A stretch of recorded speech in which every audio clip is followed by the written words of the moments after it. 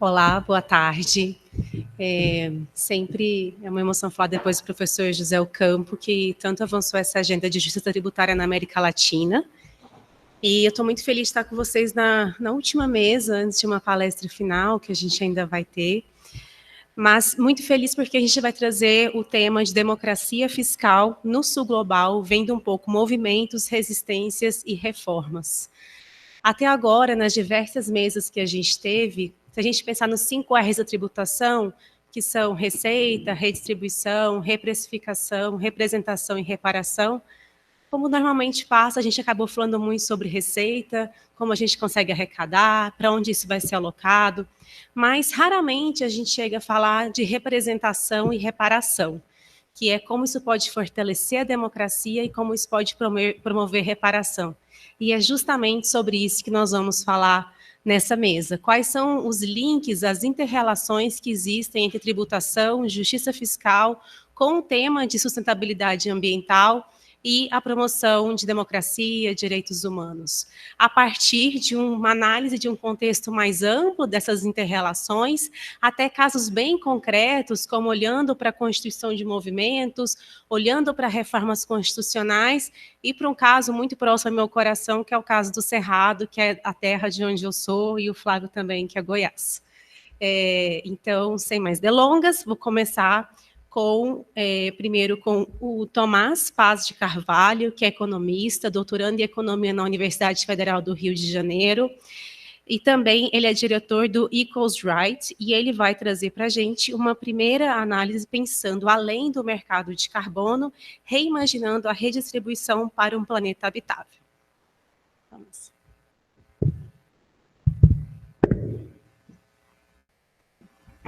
Obrigado, Graziele. Vou ficar de olho. E para passar os slides, eu só aviso. Tá. Ótimo. Bem, boa tarde a todas e todos, aos colegas de painel também. Obrigado. Tá ótimo. Os colegas de painel, obrigado à organização do evento também pelo convite. É um prazer abrir essa mesa. Uma proposta que conecta esses 3 temas fundamentais dessa conferência, então justiça social, sustentabilidade e justiça fiscal. Eu sou Tomás Paz de Carvalho, como a Graziele falou, diretor da EcoRight no Brasil, e hoje eu vou apresentar o Cap and Share, uma proposta que busca reimaginar a redistribuição de recursos dentro dos limites planetários e tem o potencial de alinhar política climática, justiça social e responsabilidade fiscal. A EcoRight é uma organização global de justiça econômica e justiça climática, baseada no Reino Unido e com uma pequena equipe no mundo todo, internacional. A gente trabalha para afirmar o direito igual de todos e todas a parte da riqueza e dos recursos do mundo, garantindo que esse princípio se reflita também nas políticas de transição energética, de transição ecológica e de redistribuição de renda. Cap and Share é fruto também de uma colaboração com a Cap and Share Climate Alliance, que é uma rede internacional que vem desenvolvendo essa proposta como solução de mitigação e de financiamento climático também. É uma forma de fazer esses recursos fluírem, para as pessoas de forma correta. Então, iniciando o primeiro passo, o primeiro elemento do Cap and Share é o cap, o limite. Esse limite é um teto máximo para a extração de combustíveis fósseis, definido por acordo internacional, baseado no orçamento global de carbono disponível, orientado por especialistas e juridicamente vinculante, ou seja, com penalidades para empresas ou países que ultrapassarem esse teto. É um limite que vai sendo reduzido a cada ano nas nossas estimativas até chegar a zero, e dentro desses limites as empresas que extraem combustíveis fósseis, trabalham com combustíveis fósseis, teriam então de solicitar permissões de extração de modo transparente e fiscalizado também.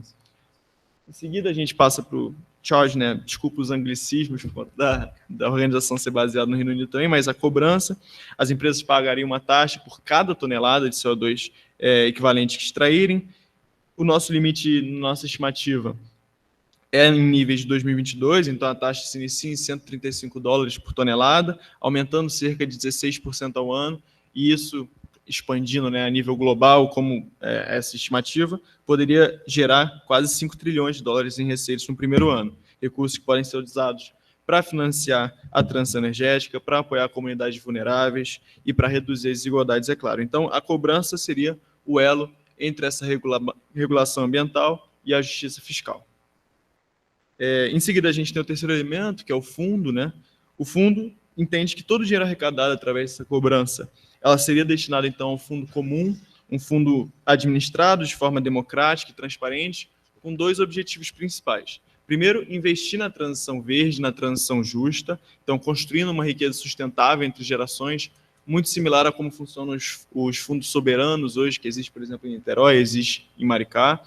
E segundo, financiar subsídios climáticos para mitigação, adaptação e compensação de perdas e danos, especialmente em países em desenvolvimento e para comunidades mais afetadas.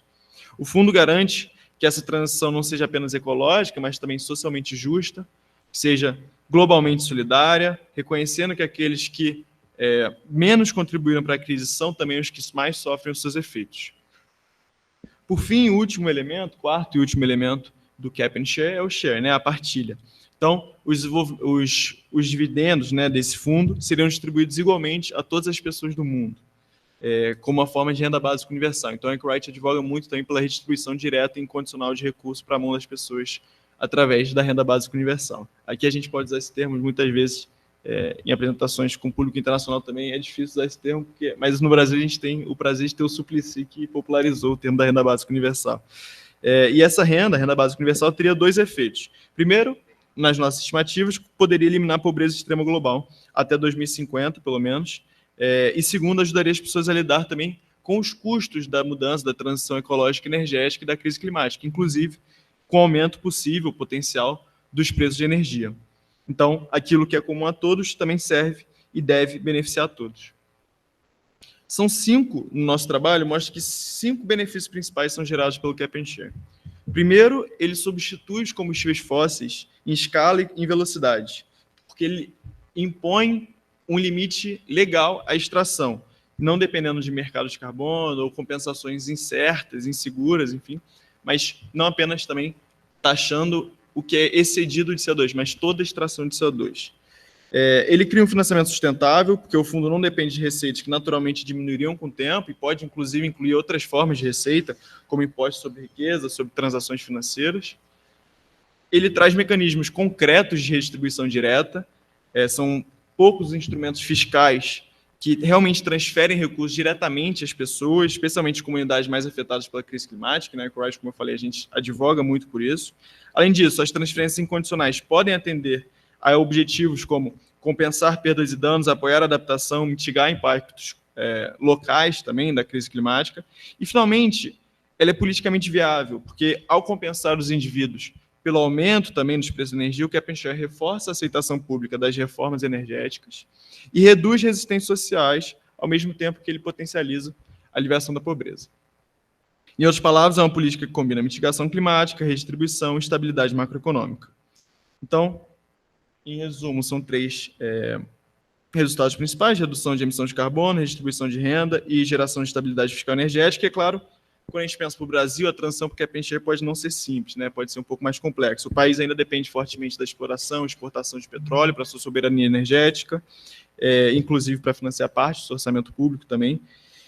Mas, ao mesmo tempo, a gente precisa seguir advogando pelo fim progressivo do uso de combustíveis fósseis, e é nisso que a gente acredita também na Anchorite, e construir essas alternativas de financiamento que garantam uma transição justa e soberana. Então, a gente acredita que o Cap and Share ele constrói também, inicia esse debate articulando justiça climática e justiça fiscal de forma coerente.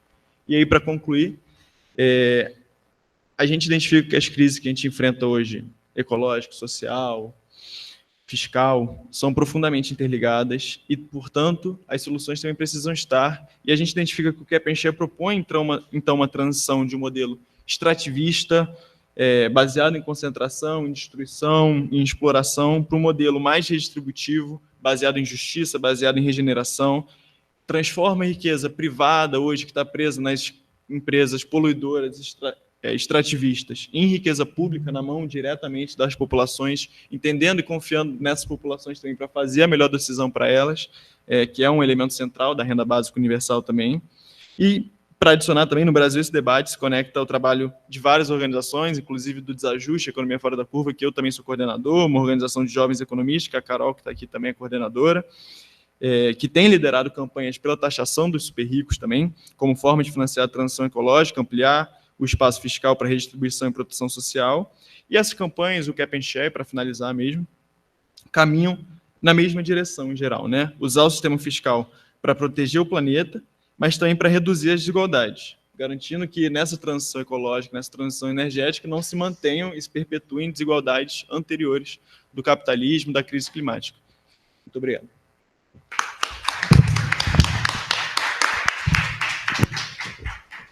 Obrigada, Tomás, por trazer uma proposta de mecanismo de transição para a saída dos combustíveis fósseis e para trazer também uma perspectiva de movimentos ambientais. A gente vai escutar agora a Mônica Dobor, que é doutora em ciência política e professora no Departamento de Saúde Pública na Universidade Federal do Rio Grande do Sul, e também é membro do Conselho de Ciência e Tecnologia, e ela vai falar um pouco para a gente sobre movimentos ambientais e justiça tributária no Brasil, redes de discurso e construção de coalizões.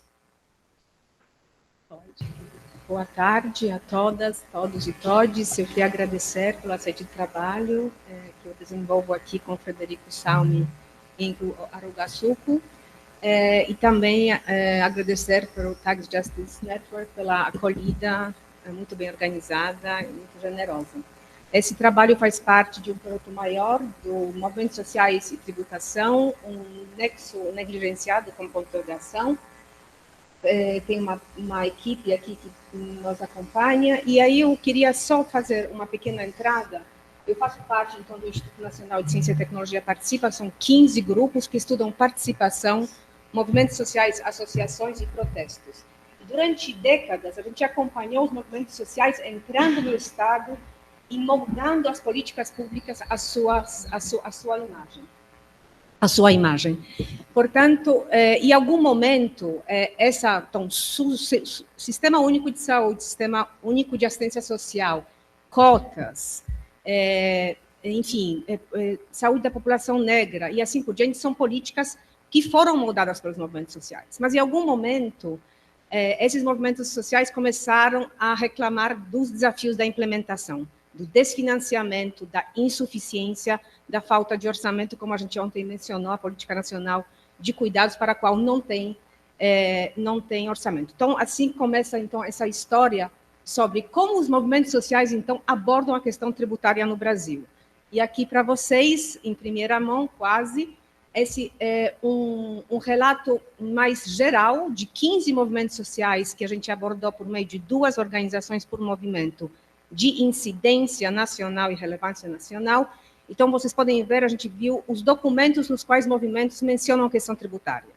Ela aparece, sim, nos movimentos sociais, mas de maneira irregular. Então, temos movimentos como sindicalista, feminista, sanitarista, ambiental e climático que abordam essa questão. Ao mesmo tempo, do outro lado da tela, vocês vão ver o movimento LGBTQI+, que não menciona, o movimento indígena também não, e explica para nós porque buscam recursos fora do Brasil, ou o movimento negro, que sim, na última janela de oportunidades da reforma do Haddad, cria um manifesto antirracista, tributação já.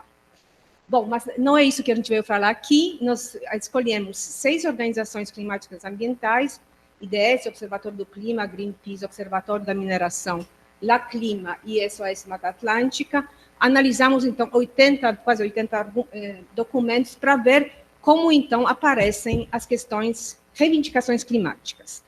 Então, 2 perguntas: quais são as reivindicações, né, tributárias e que tipo de coalizão esses movimentos buscam estabelecer? Então, aqui uma nota sobre a nossa metodologia. Usamos uma rede discursiva, pensando nas origens da taxação, de um lado, e também no destino, ou seja, taxar agrotóxicos para voltar esse recurso, por exemplo, o Sistema Único de Saúde. Pensando nas coalizões de um lado e nos adversários do outro. O que a gente descobriu? É isso daí. Essas são as redes, então, das reivindicações tributárias. As pequenas ilhotas azuis que vocês estão vendo são reivindicações que os movimentos vão compartilhar. E atenção, vão compartilhar no ponto discursivo, não necessariamente se engajando em ação coletiva. Então, descobrimos, então, 50 tipos de origens tributárias, mas como boa cientista social, preciso encontrar padrão, e padrão da maior intermediação e maior frequência são esses que vocês poderiam esperar, certo? Taxar ou tirar as isenções dos grandes produtores de gás, dos efeitos de gás estufa, certo? Então, temos Big Oil, Big Mining, Big Agro. Ao mesmo tempo, aparece entre os principais 6 também a taxação, a necessidade da taxação progressiva, da qual a gente vem falando aqui. Então, tem algo em comum. Em termos de destinos, vejam, encontramos menos destinos, e o que gostaria de colocar até como hipótese para vocês pensarem junto comigo, conosco aqui, que os destinos são genéricos. Então, é resposta climática, justiça climática, proteção do meio ambiente. Por que genérico? A gente teceu alguma hipótese ontem. Talvez genérico porque o imposto não pode ser vinculado. Talvez genérico para poder ampliar a coalizão, para não focar. O Igor estava falando ontem, precisamos sair das pautas específicas, propor coisas mais em comum. Mas, enfim, é uma coisa a se pensar aqui. O segundo ponto, então, são as coalizões. Aqui, vocês, nessa loucura do sociograma, vocês estão vendo tanto as organizações, aquelas 6, como as coalizões das quais eles fazem parte, e vocês estão percebendo que essas 6 organizações mencionam muitas outras organizações que apoiam seus argumentos. Essas são as coalizões, portanto. Encontramos 7 coalizões, eu chamo coalizão de um arranjo formal, ou seja, um documento que é assinado por várias organizações em torno de reivindicações tributárias coletivas. A mais ampla, com certeza, foi ligada à reforma de bens e serviços, da qual a gente falou ontem com o Rodrigo Arair, que é saudável, solidária e sustentável, a coalizão 3S, da qual, é importante saber, fizeram parte tanto as entidades climáticas, ambientais, mas de todo tipo, em uma coalizão só.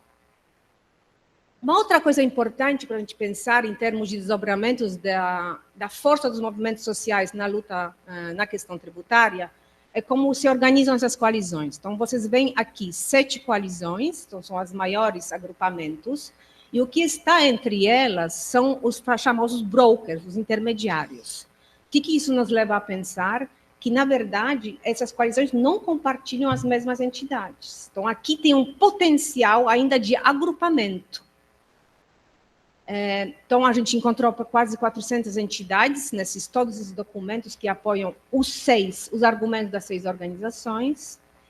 Essa é a coalizão dos 3, esses que eu não vou falar porque tem 1 minuto. Então, vamos para os principais achados. Então, os movimentos climáticos ambientais sabem o que tem que ser taxado, onde tem que ser feita a mudança tributária, mas não especificam seu destino, que a gente poderia conversar juntos por quê. Para mim, são duas fontes de potencial ação coletiva. Primeiro, compartilhar o mesmo discurso não significa interagir, mas se a gente souber que a gente está compartilhando as mesmas reivindicações, podemos nos engajar numa ação coletiva. E o destino não especificado também pode criar aquilo que é não fragmentar ação coletiva, que é comum, né?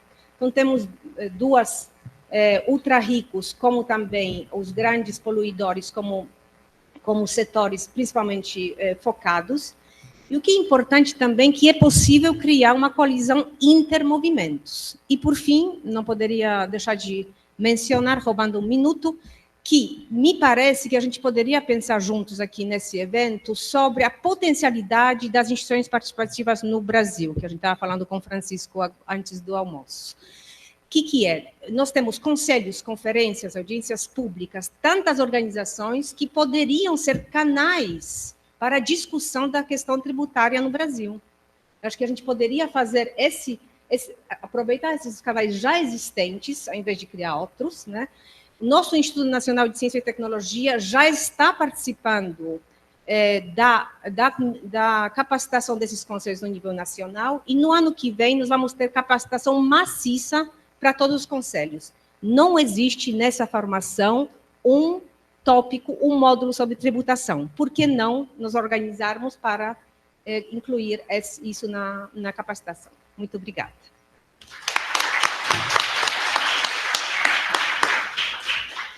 Obrigada, Mônica. É bastante comum no movimento de justiça tributária a gente sempre falar, precisamos conectar essa pauta com outros movimentos, outros temas.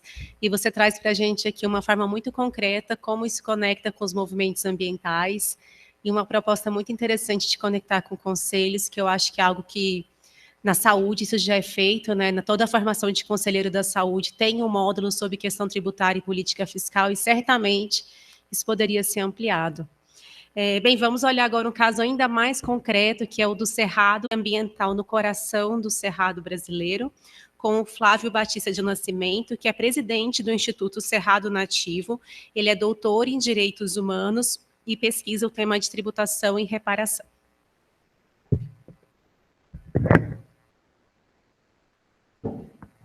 Boa tarde a todos e todas.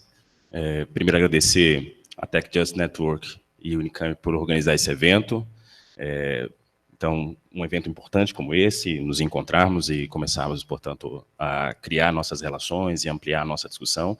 Agradecer a minha amiga também, aqui, Graziela Davi, que é uma amiga de muito tempo, que finalmente a gente se encontrou pessoalmente, e agradecer meus amigos aqui da mesa. Bom, como são 7 minutos, né?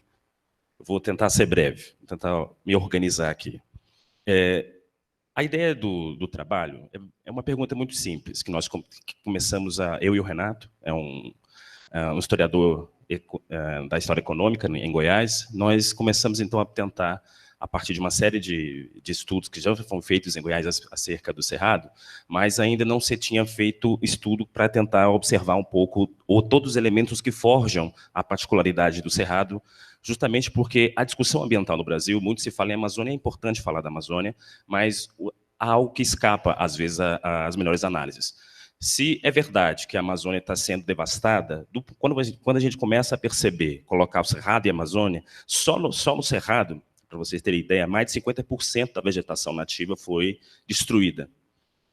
Do desmatamento em 2023, 61% do Cerrado foi desmatado só em 2023. Então, do ponto de vista da aceleração da destruição da vegetação, o Cerrado sofre e é muito mais rápido o avanço do ponto de vista da destruição da estrutura do Cerrado. E aí o Cerrado tem uma particularidade.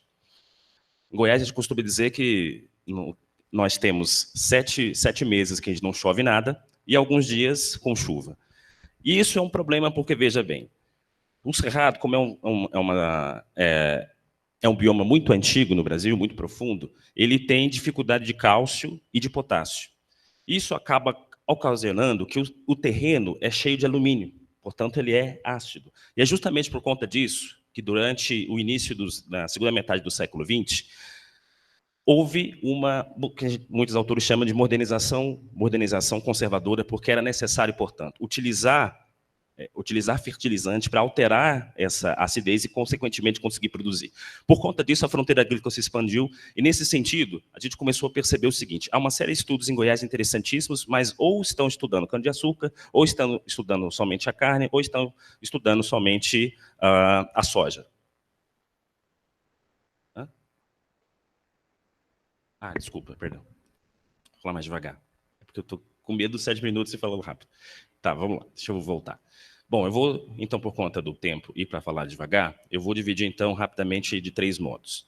A primeira ideia é tentar apresentar o que a gente resolveu construir e de onde nós partimos. A segunda, os resultados. E terceiro, quem sabe, se der tempo, apresentar aquilo que a gente está sugerindo como proposta.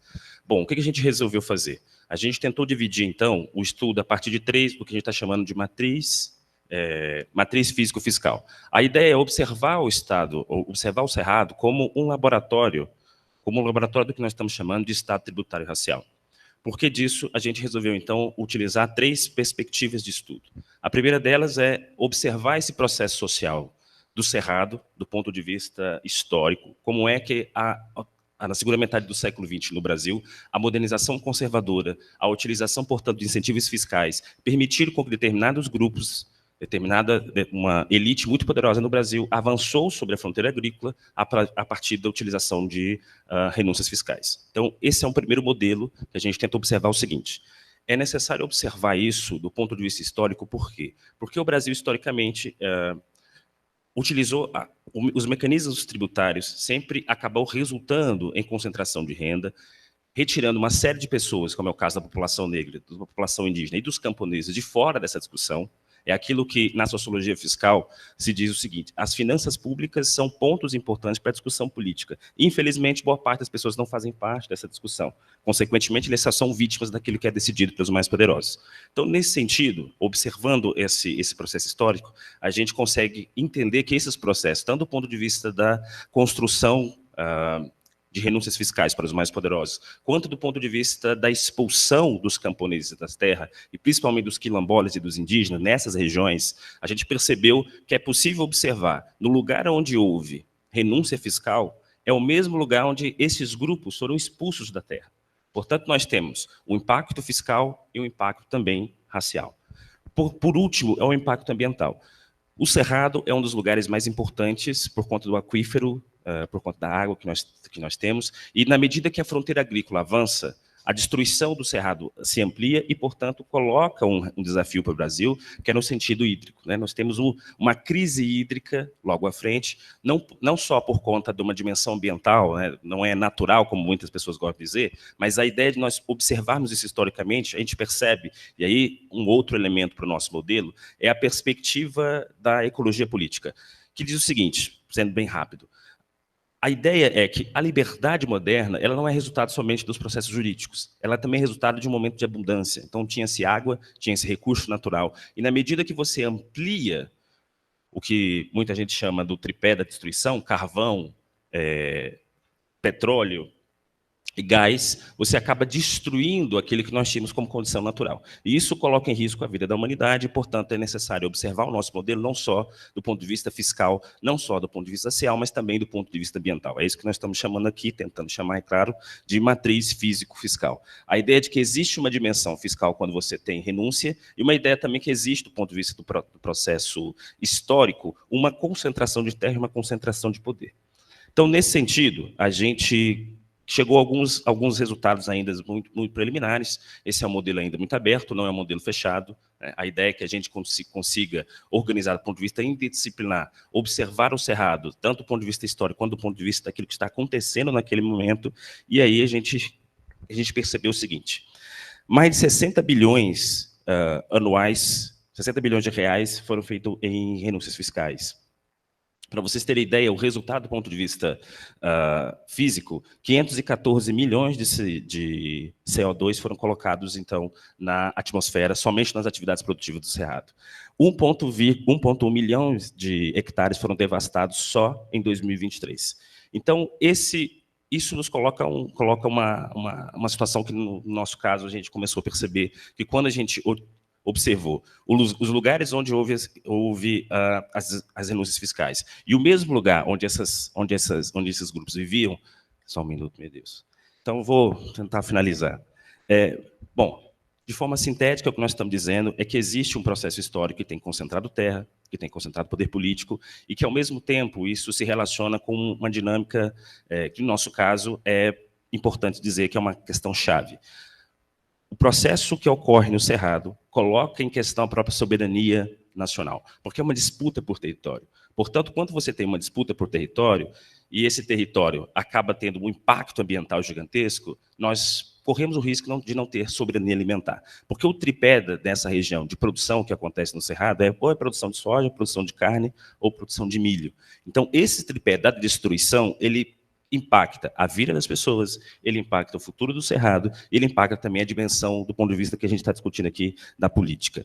Então, a gente tentou chegar aqui a algumas propostas rápidas, assim, que não vai dar tempo de discutir, mas a ideia de um imposto de terra progressivo, a ideia de nós termos um cashback verde. Bom, a ideia aqui é não é simplesmente apontar soluções, mas dizer que só politicamente nós conseguiremos resolver essa situação, porque não é só para mitigar, nós estamos falando aqui de soberania alimentar, nós estamos falando aqui de soberania política, e sem tributação justa, sem justiça climática, isso não será possível. Perdoe que eu passei o tempo e falei rápido demais, mas é isso. Obrigado.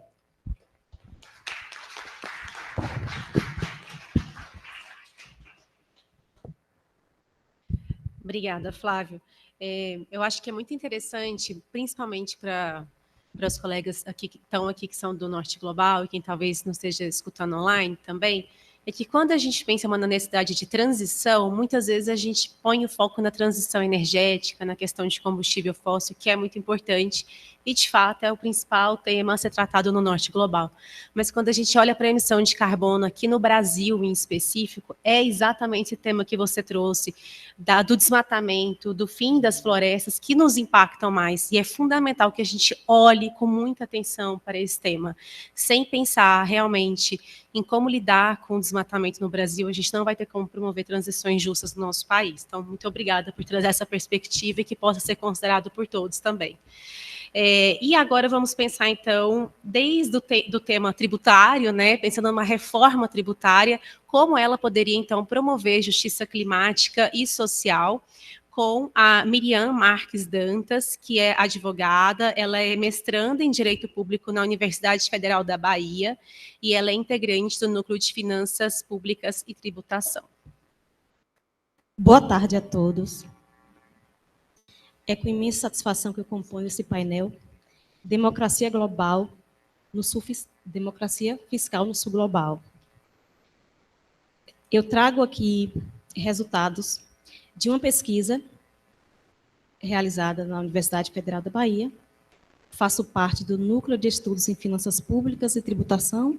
Sou advogada e pesquisadora e discente do Programa de Mestrado em Direito Público.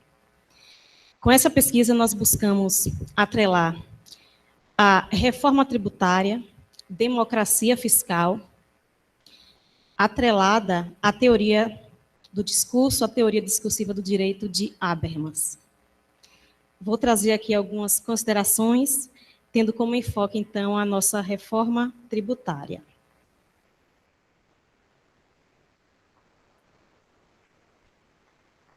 O Brasil implementou recentemente a Emenda Constitucional 132 de 2023 para alterar o sistema tributário, considerando a ampla tributação sobre o consumo.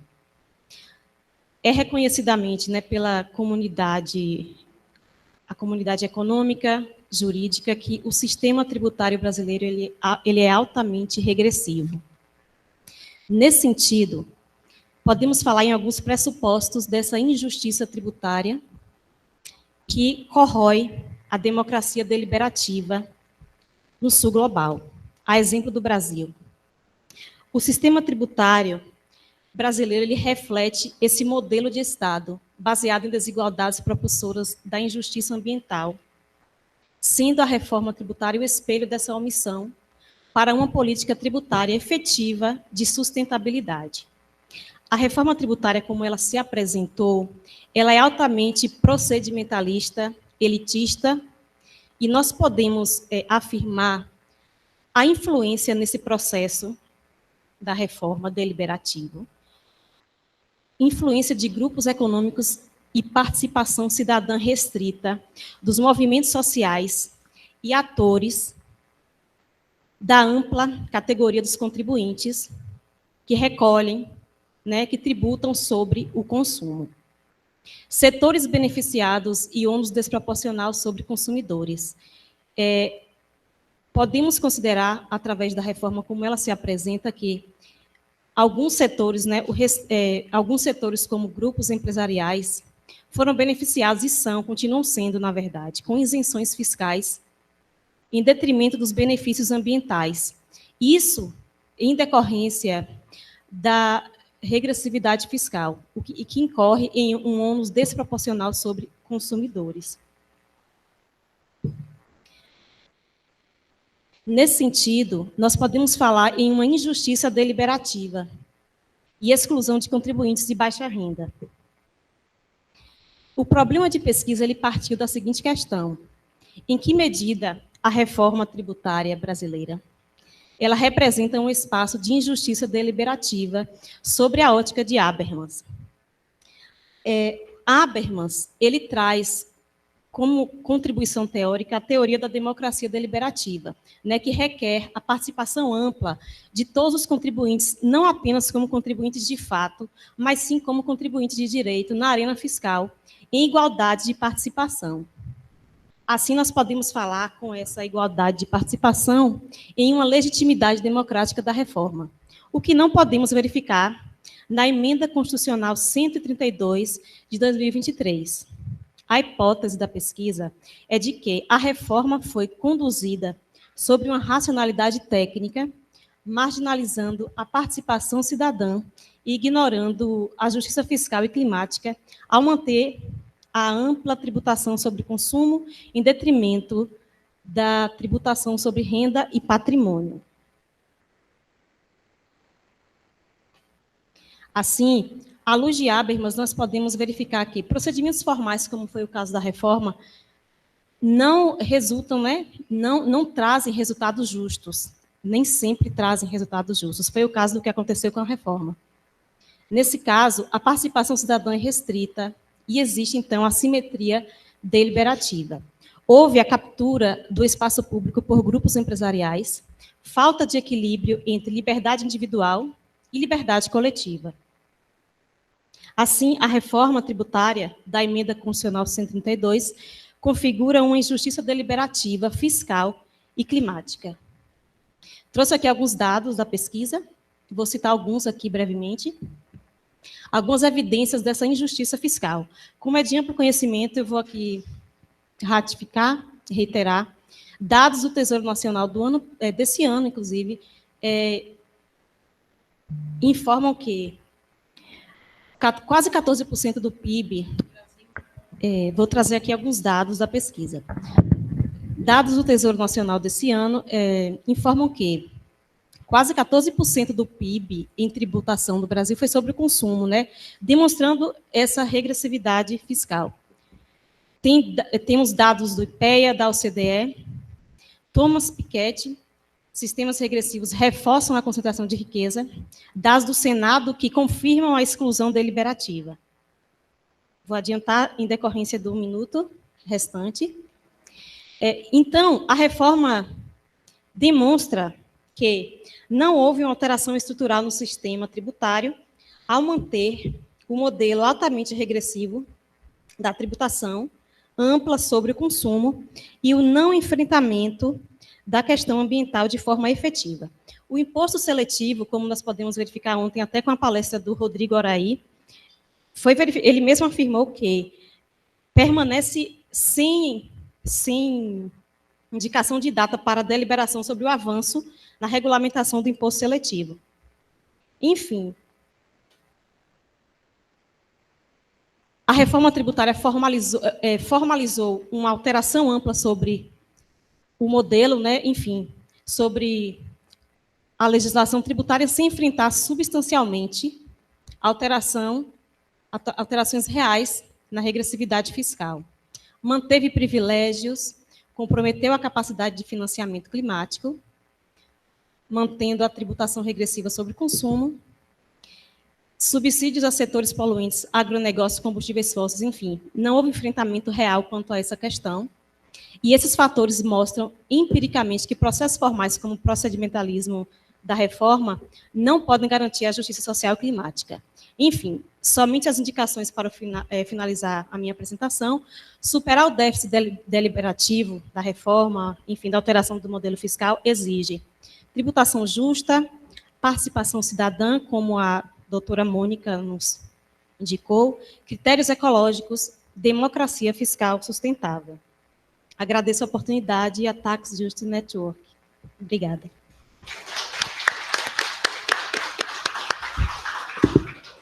Obrigada, Miriam, por nos lembrar que, ainda que os primeiros passos tenham começado para uma reforma tributária no país, seja no consumo ou com a tributação mínima dos super ricos, ainda temos um longo caminho para uma reforma que seja, de fato, justa, progressiva e participativa no país. Queria abrir, então, agora para perguntas para os nossos panelistas. Pode ser presencial, pode ser online. Primeiro, agradecer muito ao painel pela apresentação. Eu achei várias intervenções super interessantes e eu queria fazer uma pergunta para a Mônica, na verdade, que, inclusive, muito legal. Você deve ter dados incríveis. Depois eu quero ver mais os resultados que saem dessa pesquisa. Me interessa muitíssimo. na ciência política, assim, na discussão de ciência política sobre a tributação, um tema que sempre se fala muito é que o engajamento em termos tributários, às vezes é difícil porque é uma pauta que às vezes tem pouca saliência pública. E aí eu queria também, o que, assim, no último tempo não é o caso no Brasil, mudou muito, né? Eu queria saber como que você pensa que o estudo de redes pode também interagir com as redes sociais, com tipo, mobilização de saliência pública em outros canais também. Se vocês pensam fazer algum tipo nesse sentido na pesquisa.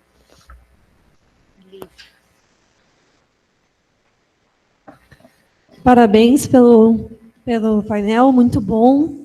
A minha pergunta vai para o Flávio. Eu achei totalmente sensacional a tua pesquisa sobre incentivos fiscais no Cerrado. Quero muito ler. Eu queria entender um pouco como, metodologicamente, vocês fizeram essa separação entre Amazônia e Cerrado nos incentivos fiscais.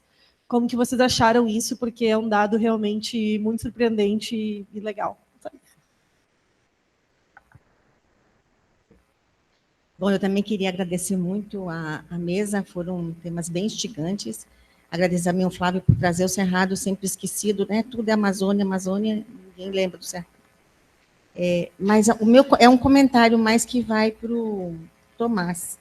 Sem entrar no mérito de revender coisas para financiar a política pública, a gente tem, e eu queria ver como é que vocês respondem a essa crítica, a crítica mesmo à renda básica universal. Assim, né, se propõe como uma grande solução redistributiva. Por que a gente é contra? Primeiro, porque não considera os drivers, né, da desigualdade estruturantes, que, no caso do Brasil, que é o patriarcado e o racismo. Trata todo mundo como se fosse igual, pode até melhorar a pobreza, mas tudo sobe permanecendo como está. Segundo, que é um modelo que acaba com toda a construção em torno da solidariedade, que os que têm mais pagam para os que têm menos, porque, no fundo, você tem um recurso que vem de algo, de um mercado que financia sem passar pelos impostos. E aí que vem a grande armadilha, eu acho, da renda básica, é que, se ela é justa o suficiente, você acaba com o status social. Porque não é possível ter um status social e uma renda básica. Os dois não conseguem coabitar, porque se você dá uma renda a todos os cidadãos e as cidadãs, incluindo crianças e bebês e pessoas da terceira idade, você não consegue ter um status social. Então, aí você radicaliza ainda mais o individualismo. Se a renda é tão pequenininha que possa conviver com o status social, ou a gente já tem o Bolsa Família, ou então ela não atende os desejos, os objetivos que o Cap and Share pretende atingir. Então, acho que é uma grande armadilha ter a renda básica como solução para a desigualdade, para a pobreza, para a equidade. Enfim, como é que você vê isso? Obrigada pelas perguntas. Eu vou passar, então, para os nossos panelistas de acordo com a ordem das perguntas. Mônica, você poderia começar?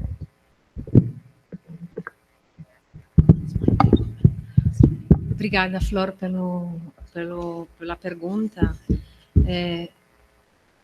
Tem toda a razão. É um tema apresentado como complexo. Enfim, eu sou peixe fora d'água. Eu entendo a questão tributária a partir dos movimentos, não a partir da academia.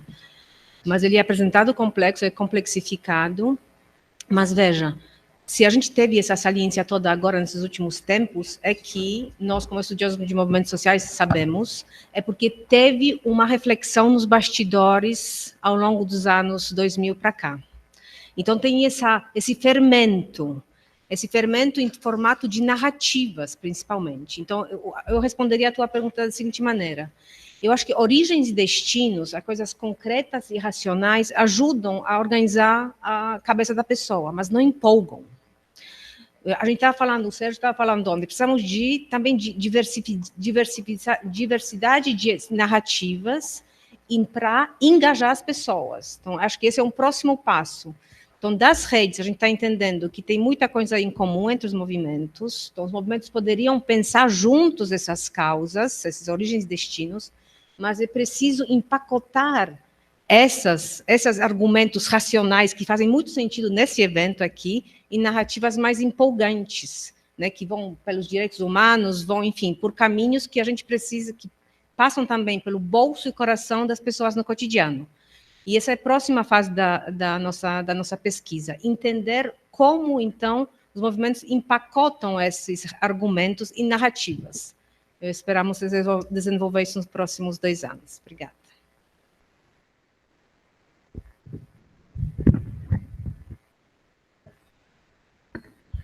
Bom, gente, Lívia, muito obrigado pela pergunta. Eu vou até pegar uma colinha aqui para não falar besteira, porque ciência só se faz coletivamente, né? E eu e o Renato começamos a fazer esse trabalho, infelizmente ele não pôde vir, mas olha só, o que a gente fez? Primeiro nós olhamos para as renúncias fiscais, né? As federais, como isenção de PIS, COFINS, os créditos presumidos e redução de IRPJ, o ISSL. Aí depois a gente olhou também as desonerações estaduais, né? Como os benefícios lá da lei Candir, que isenta o ICMS. E aí, por fim, a gente olhou as equalizações de crédito rural. Aí, para tentar observar isso no caso do Cerrado, a gente colocou 3... a gente não conseguiu produzir ainda, está produzindo, mas a ideia é que a gente produza os mapas, para que no mapa a gente vai conseguir mostrar os locais, onde aconteceu as renúncias, inclusive o nível de precipitação de chuvas e os níveis também de emissão de gases de efeito estufa.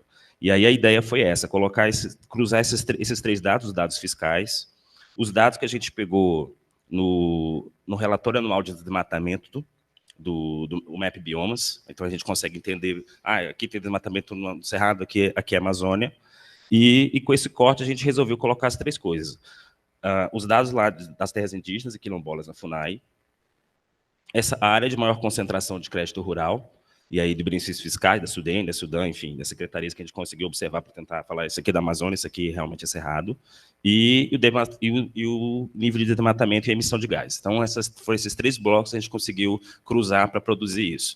Não deu tempo de fazer o mapa ainda, mas porque são dados que precisam estar rodando demais, mas a gente vai conseguir colocar isso nos mapas, isso vai facilitar para a gente, para visualizar melhor o que a gente fez, e deixar lá na metodologia para todo mundo observar se a gente fez ou não certo, mas a ideia foi tentar cruzar essas coisas e visualizar melhor como isso acontece. Obrigado pela pergunta.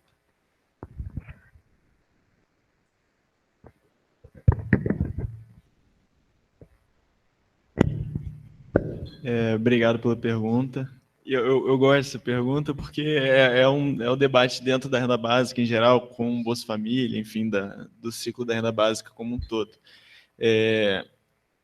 A ideia da renda básica ali, enfim, em alguns pontos, assim, a ideia da renda básica no Cap and Shell também passa e perpassa pela ideia da renda básica como um mecanismo não apenas de redistribuição e de aliviação de pobreza, mas também com reconhecimento do direito aos recursos do mundo serem iguais a todos, e não apenas a empresas privadas, a os grandes possuidores de capital, e especialmente com a ideia de que a renda ela pode ser associada à cidadania, né? Para além do trabalho, para além de você precisar de trabalhar para, enfim, ter a renda, a ideia de você ser cidadão, e aí nesse sentido, Rio Suplicy, eu falei dele já, mas ele fala isso sempre, agora não mais com o Pelé, o exemplo, mas a Xuxa, enfim, vai todo mundo ganhar, porque a ideia de você ser cidadão brasileiro, você tem direito a essa renda.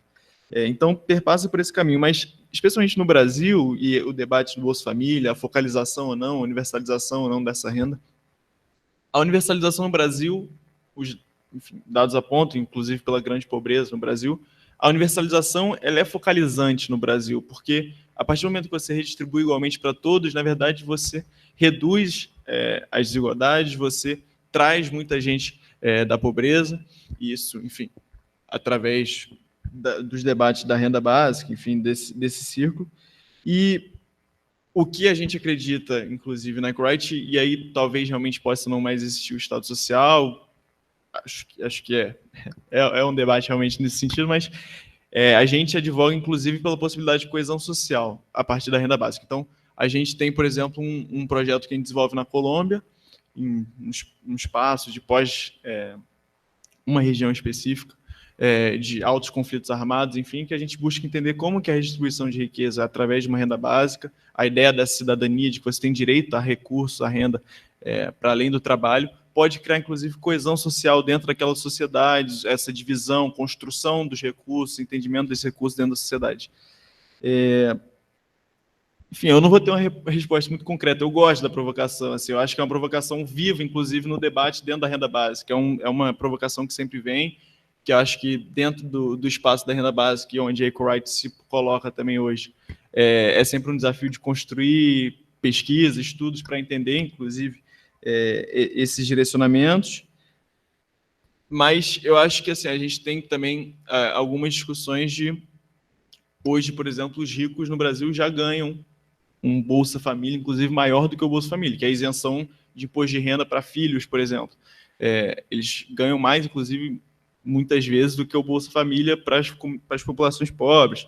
Subsídios fiscais, que foi debatido aqui, enfim, que são muito maiores do que o custo do Bolsa Família a nível nacional também. Então, eu tendo a defender a renda básica de cidadania pela ideia especialmente da cidadania, da renda como direito de dignidade, de construção, mas eu entendo que talvez com um mecanismo de redistribuição de renda, de aliviação de pobreza, talvez não seja melhor. Pode haver condicionalidades como há no programa do Bolsa Família, que podem ajudar a construir e que aí atacam de forma talvez mais direta, como você falou, patriarcado, racismo, desigualdade estruturante da sociedade brasileira, e aí nesse sentido faz sentido a gente inclusive especificar o que é renda básica para os contextos locais, subnacionais, regionais, enfim, para entender também como é a melhor forma.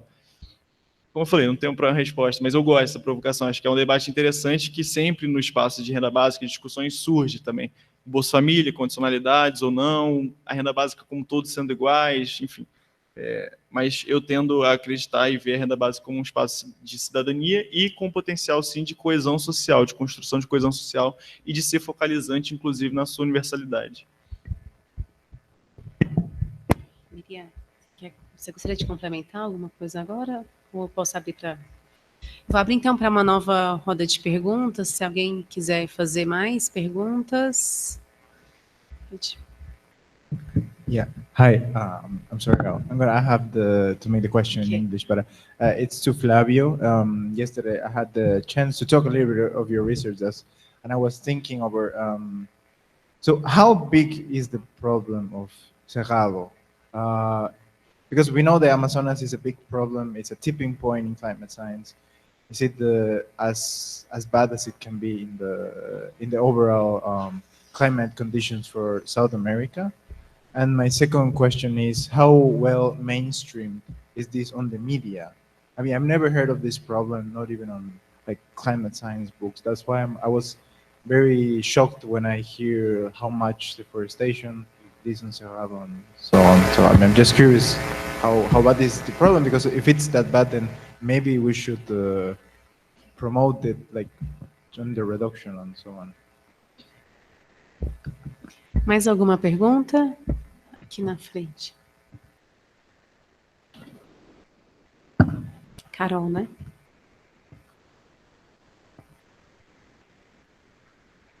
Eu tenho uma pergunta para a Mônica. Eu queria saber se a pesquisa de vocês tem estudado também a relação entre os movimentos sociais que pedem justiça tributária e os movimentos de reforma que estão acontecendo dentro do Estado. Se os movimentos sociais eles estão efetivamente conseguindo influenciar esses movimentos estatais de reforma tributária ou não.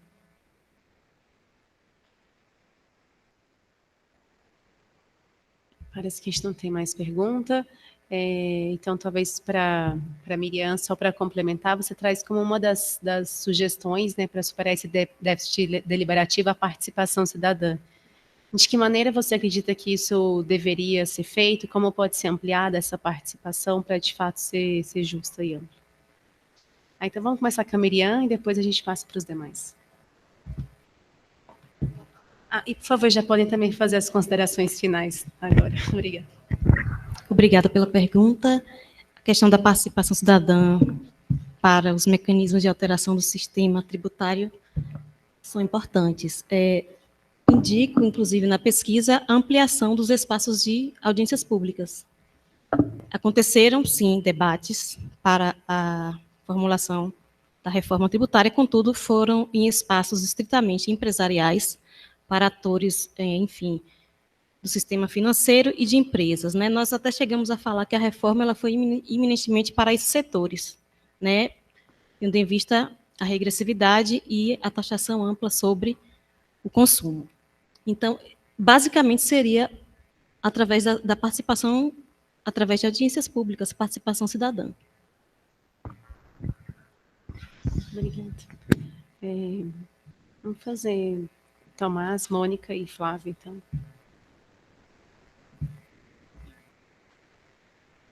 Que daí ele finaliza. Claro.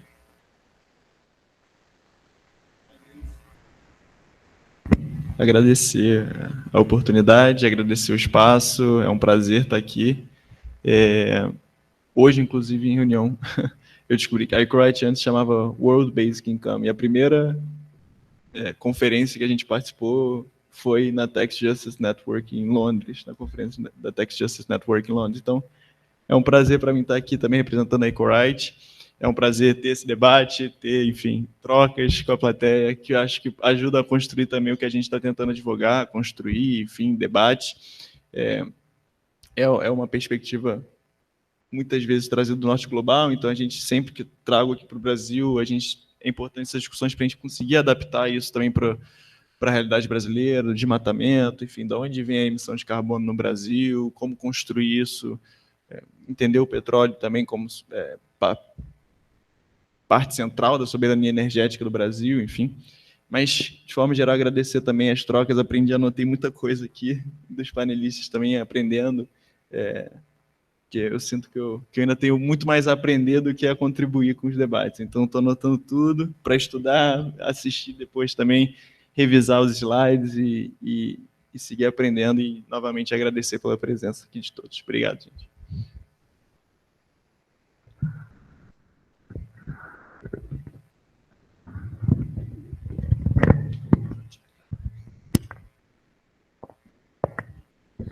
Carol, obrigada pela pergunta. Eu vou chorar agora, porque eu vou chorar pelos recursos, porque essa pesquisa está no plano ideacional, né, das narrativas, das reivindicações, e como mostrei, a nossa rede de Instituto Nacional de Ciência e Tecnologia participa, tem todo um aparato analítico e metodológico de estudar como os movimentos buscam moldar o Estado.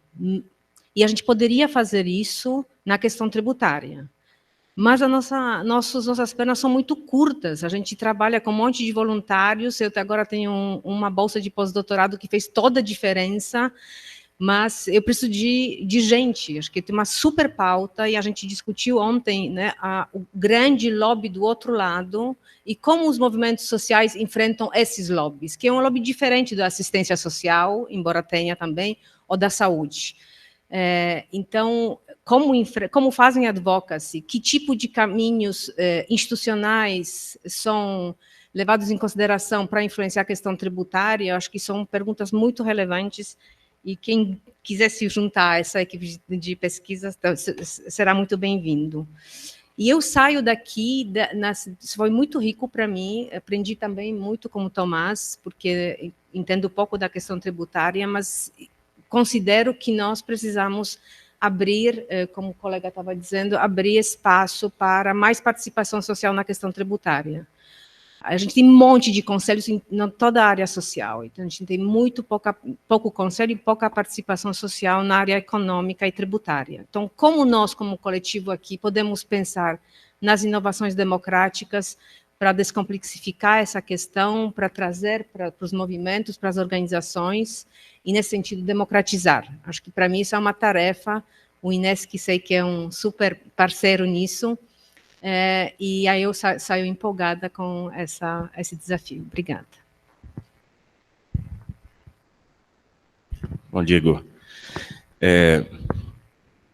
Qual que é o grande problema, né? Qual que é o grande desafio, né, do Cerrado? O Cerrado, se ele for destruído, ele alimenta mais ou menos 8 das 12 bacias hidrográficas do Brasil. Então, quanto mais devastação há no Cerrado, daí o perigo de nós não termos água. A verdade é que o Cerrado é conhecido como o berço das águas no Brasil. Para você ter ideia, como é que ele capta carbono na atmosfera e recicla essa umidade via evapotranspiração. Leva isso para a Amazônia e leva isso para o Atlântico. Com o deflorestamento, esse ciclo é rompido. Então, vai ter falta chuva, não vai chover no Sudeste e no Sul do Brasil, e você coloca, portanto, o Brasil numa crise hídrica profunda. Esse é o grande dilema. A gente até gosta de resumir, né, dizendo menos cerrado, menos chuva, mais seca e mais fogo. Porque com essa umidade, então você tem, inclusive nesse exato momento, em Goiás, tem um aumento, né, de Goiás e Mato Grosso, tem um aumento de queimadas. Então, nesse momento, nessa região, você tem mais fogo espalhado pelas regiões inteiras. Então, esse é o grande desafio. Então, não olhar para o Cerrado é colocar em risco a vida do Brasil. Agora, a segunda coisa, por que isso não é publicizado? Por que isso não é tão debatido? Você tem no coração, é por isso que eu coloquei essa coisa do coração do Cerrado, você tem os principais grupos do agronegócio brasileiro atuando nessa região. Consequentemente, você tem mais força política para trabalhar com publicidade, você tem mais força política para comprar, inclusive, a mídia. Para você ter ideia, é claro que a gente não consegue provar, mas tem indícios, de que, inclusive, uma parte, essa ideia do que a música sertaneja ganhou e é tão grande no Brasil, e aí não estamos falando aqui de qualidade, mas como é que isso politicamente funciona, boa parte das prefeituras pelo Brasil afora, que são um poder local, principalmente na região do Cerrado, trabalha-se com dinheiro público, com emendas que a gente chama aqui no Brasil, com emendas parlamentares, pagando esses shows, né, para poder fazer troca de dinheiro. E aí a ideia é sempre passar, esses eventos culturais existem para dizer o seguinte: aqui é o celeiro do Brasil, aqui o agro é pop, aqui o agro é legal. Então, essa ideia dificulta a publicidade. E boa parte dessas prefeituras, boa parte desses lugares onde estão acontecendo esses eventos, e inclusive estão sofrendo com a queimada, estão sofrendo com a seca, dificilmente você tem um jornal, enfim, uma mídia de publicidade que consiga falar isso, consiga mostrar isso, porque mostrar isso é mostrar que tem problema político, mostrar que tem problema político, portanto, é colocar em risco a organização dessas elites. Então, respondendo a sua pergunta, esse é o grande problema. O Cerrado brasileiro precisa ser visto porque é justamente neste lugar onde a fronteira agrícola do agronegócio se amplia. Agora, é claro, não é só dizer que vão acabar com o agronegócio, não é assim tão simples. A questão é como é que você consegue colocar o debate do Cerrado no centro daquilo que nós queremos para o Brasil.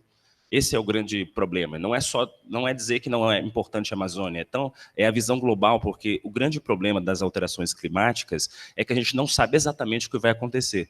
O que nós sabemos acerca do clima é que, beleza, vai chover, na próxima estação vai chover, depois vai fazer calor, depois vai fazer frio. O dilema é, a gente não sabe o que vai acontecer. No caso do Cerrado, tem lugares, por exemplo, tem lugares em Goiás que já não chove há mais de... O normal seria 7 meses, mas tem 8 meses que não chove. Às vezes, no caso do ano passado, por exemplo, numa boa parte da região do Cerrado, que deveria ser frio em julho, a partir de julho e agosto, maio e junho e julho, o frio só foi aparecer no finalzinho de julho. Então, isso já tem uma alteração climática profunda. E isso, evidentemente, amplia a dificuldade do plantio, enfim, do plantio de comida. Então, esse é o problema, né? Se o cerrado, menos cerrado, é menos chuva, mais seca e mais fogo. Eu acho o desafio aqui, a ideia, e é claro que é um debate que está sendo feito por vários outros especialistas, que têm estudado o Cerrado, é demonstrar que ele também faz parte da estrutura estratégica do Brasil e que pensar a justiça climática é também observar o que nós queremos do ponto de vista da política soberana do Brasil e como é que a gente vai enfrentar o desafio agora. Esse é o desafio. Você tem uma fronteira agrícola em expansão, você tem uma dificuldade do ponto de vista da estrutura ecológica daquele lugar, e isso é necessário que a gente observe isso para desenhar melhores políticas públicas para evitar o caos no qual a gente já está vivendo, porque todos esses dados estão livres, estão públicos, e como você disse, é assustador para algumas pessoas, porque isso parece que não existe, porque da Amazônia está muito bem, eu acho que existe um certo consenso, mas no Cerrado, que é uma parte estratégica, percebe-se que o silêncio faz parte de uma política para ampliar, então, o poder político desses grupos e continuar com o desmatamento desse lugar, porque isso garante dinheiro no bolso de quem não está muito preocupado com o que vai acontecer. Obrigado. Obrigada a cada um dos panelistas. Realmente temas muito relevantes para fortalecer a representação e a reparação no tema de tributação. E eu gostaria de encerrar com 2 convites para vocês. O primeiro, aproveitando a questão do Cerrado, convidar quem não conhece a conhecer o Cerrado, conhecer a Chapada dos Veadeiros, conhecer as nascentes de águas que a gente tem ali, levar o tema do Cerrado para a discussão da COP30, que vai ser ali já na Amazonas, né, mas levar também a questão do Cerrado e de outros biomas fundamentais do Brasil e do mundo, e colaborar, porque o Cerrado tem sofrido muito. Agora vem de 9 dias de queimadas, com brigadistas voluntários dando a vida para poder salvar esse bioma fundamental, enquanto os 50 grupos econômicos fizeram essa distribuição e vão pagar só uma multa de 10 mil por hectare. Então, assim, são temas muito graves e com efeitos dramáticos. Venham conhecer e fortalecer o Cerrado. E o outro convite que eu quero fazer para vocês é para conhecerem os podcasts da Tech Justice Network em diversos idiomas, tem em inglês, o TechCast, tem em espanhol, Justiça Impositiva, em outras línguas, e em português é o É da Sua Conta, comigo, Prezélio Davi e a Daniela Stefano. Para quem não conhece o nosso slogan, é Oi, boas-vindas ao É da Sua Conta, o podcast mensal sobre como consertar a economia para que ela funcione para todas as pessoas e o planeta. Eu sou a Prezélio Davi. Venham ouvir a gente, www.edasuaconta.com. Muito obrigada, gente. Até o próximo.